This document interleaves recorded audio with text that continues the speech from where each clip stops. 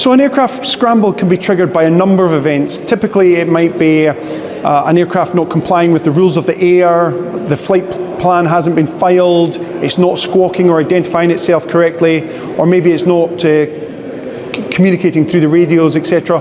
So anything like that where we don't understand what the aircraft is could initiate a scramble. That decision will get made by NATO and we'll launch to intercept as directed. So during an air interception, we'll get our tasking from NATO. The team here will get airborne, they'll identify the aircraft that is either unidentified or not complying, and they'll get up close and start to work out what's going on. They'll try and speak to it, they'll try and communicate it, identify what it is, and then feed that information back so that further decisions can get made.